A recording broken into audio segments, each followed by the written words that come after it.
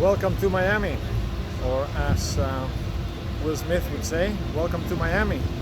We're a bit far from our usual stomping ground of Spain, but we're in Miami, which was at one point Spain, so that might count.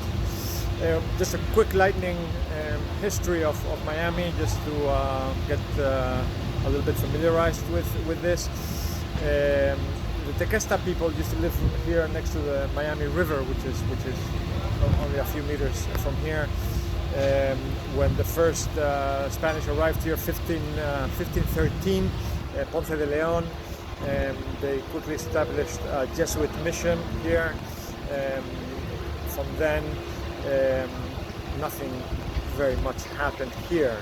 The Spanish sold it to the British in 1763, and there are a few plantations that we know of up until 1842 or something like that. There was really not much here other than alligators and mosquitoes and what have you. The south of Florida is still today the largest subtropical jungle in the world, and that's the way it should be.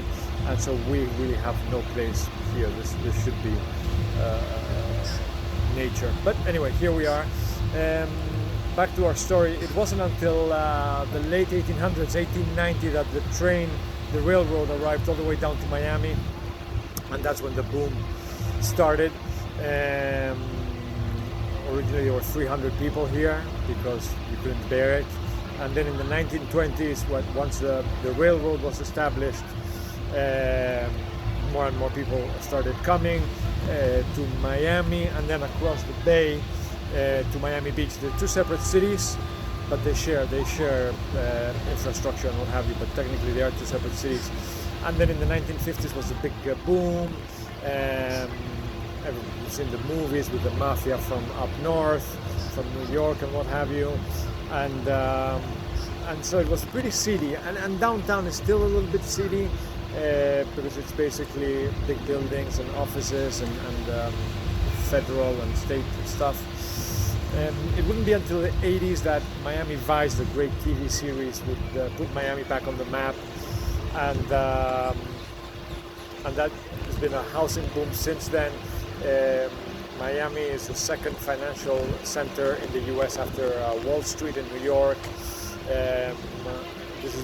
Miami is basically the capital of Latin America.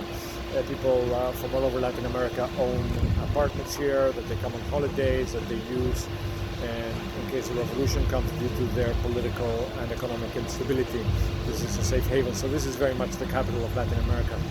So that's pretty much a quick history of Miami. We're in Bayside, which is a touristy place with the boats and what have you. That's the cruise center there, where all the cruise boats are. The biggest cruise boats in the world come here. On the other side is Miami Beach, South Beach, Miami Beach, as we've said. And right on this other side is downtown Miami, and Little Havana, and Little Haiti, and Brickell, and Coral Gables, etc., etc. So I hope you've enjoyed my brief lightning explanation of Miami, and I hope to see you soon. Greetings from Toncho Tours.